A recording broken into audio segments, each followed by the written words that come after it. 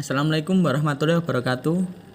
Kami dari kelompok 7 yang beranggotakan 1 Bagas Setiawan dengan NIM 092, yang kedua Edi Nur Hatanto dengan NIM 095, yang ketiga Wisnu Aji dengan NIM 096. Puji syukur kehadiran Allah Subhanahu wa Ta'ala atas berkat rahmat dan karunia-Nya, tugas UTS rekayasa perangkat lunak dengan judul aplikasi sistem informasi perusahaan jasa pengiriman paket dapat disusun sesuai dengan harapan. Tugas UTS rekayasa perangkat lunak ini dapat diselesaikan. Bab 1 pendahuluan. Latar belakang. Seiring dengan perkembangan zaman, kebutuhan manusia untuk mengirimkan barang dari satu tempat ke tempat lain semakin tinggi. Dampak dari kebutuhan tersebut adalah semakin banyak bermunculannya jasa pengiriman barang dan kompetisi antar penyedia jasa tersebut. Dalam hal pengiriman barang, perusahaan penyedia jasa pengiriman barang memegang peranan yang sangat penting. Setiap orang maupun perusahaan dapat mengirimkan barang dengan mudah dengan menggunakan jasa pengiriman barang. Banyak perusahaan besar yang menggunakan jasa pengiriman barang untuk mengirimkan barang ataupun dokumen, baik dalam jumlah yang kecil maupun besar. Kepercayaan terhadap penyedia jasa pengiriman barang membuat perkembangan yang cukup pesat dalam bidang jasa pengiriman barang. Persaingan antar perusahaan mendorong setiap perusahaan untuk memiliki perencanaan dan strategi dalam menjalankan kegiatan usahanya. Sistem informasi manajemen ini dimulai dari pengiriman yang berawal dari kantor agen atau kantor perwakilan, di mana permintaan pengiriman oleh pengirim sampai pada barang tersebut dikirim dan diterima oleh penerima dan sampai dilakukannya penginformasian status pengiriman. 3. Batasan masalah. Berdasarkan penjelasan di atas, maka batasan masalah dalam penelitian ini adalah sebagai berikut. 1. Sistem informasi pengiriman paket lebih fokus pada bagaimana informasi pengiriman paket upaya menghilangkan kekeliruan pada saat transaksi selalu selesai dilaksanakan, maka akan diberikan kuitasi atau bukti pengiriman sampai bukti penerimaan dengan orang yang tepat. 2. Sistem ini juga terdapat laporan berkala pengiriman dan penerimaan paket. 3. Data transaksi pengiriman dan penerimaan paket disimpan dalam database menggunakan database Microsoft Access. 4. Sistem berbasis desktop dengan menggunakan aplikasi Visual Basic. 4. Tujuan penelitian.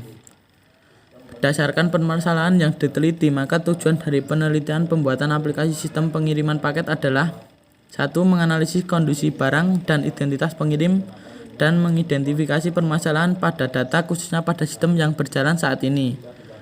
2. Memudahkan karyawan mengetahui rinci proses yang dilakukan dan mempermudah pembuatan report data pengiriman dan data penerimaan secara berkala. 3. Untuk melakukan implementasi sistem informasi pengiriman paket saat ini. Manfaat dari penelitian ini jika diterapkan di perusahaan adalah 1. Proses pendataan yang baik. 2. Data transaksi dapat tersimpan dengan aman. Pencarian dan pengiriman menjadi efektif dan efisien, serta pembuatan laporan bisa menjadi lebih mudah. Dan selanjutnya akan dibacakan teman saya, yaitu Bagas Setiawan.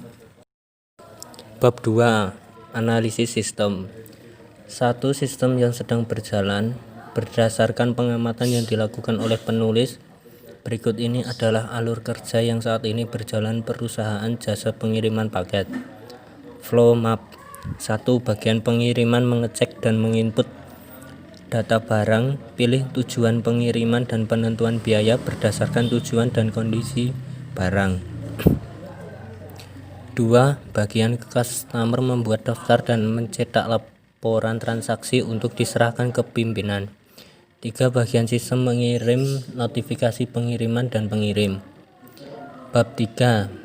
Perancangan sistem. Diagram konteks. Konteks diagram atau biasa disebut dengan diagram konteks adalah sebuah gambaran kasaran aliran data dan informasi yang akan dilakukan oleh sistem basis data yang akan dirancang. Berikut adalah diagram konteks sistem. Dalam diagram konteks di bawah ini terdapat beberapa pihak terkait yang digambarkan secara umum, di mana kesatuan luar yang terlibat dalam kesatuan langsung adalah customer, pengirim, dan pimpinan. Customer berfungsi sebagai pengelola sistem pengiriman paket. Berikut adalah diagram konteks. Gambar diagram konteks.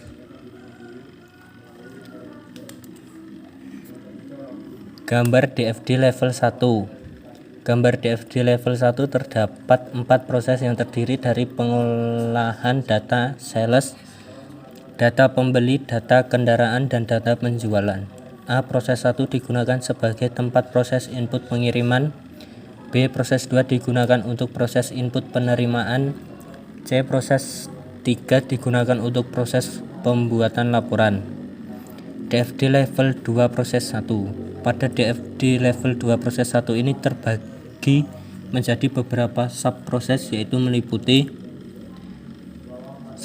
Proses 1.1 merupakan proses input pengiriman. 2. Proses 1.2 merupakan proses input data barang kiriman. DFD level 1.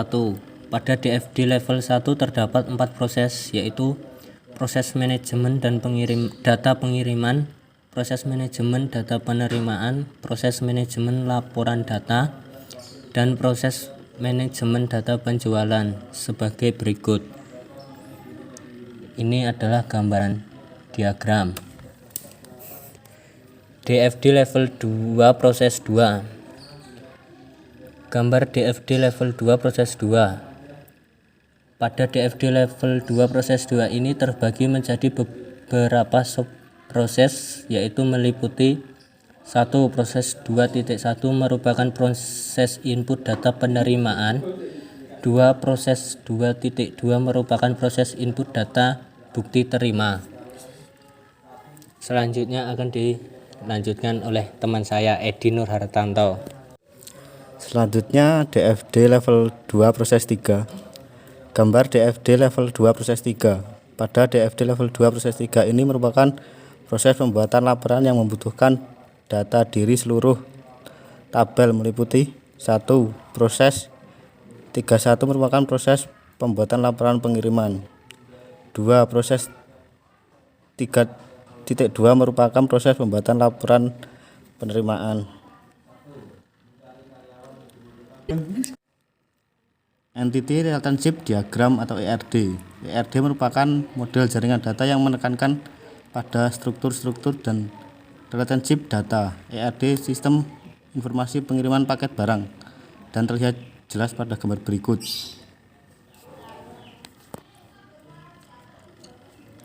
Interface, halaman login. 2. Data menu utama.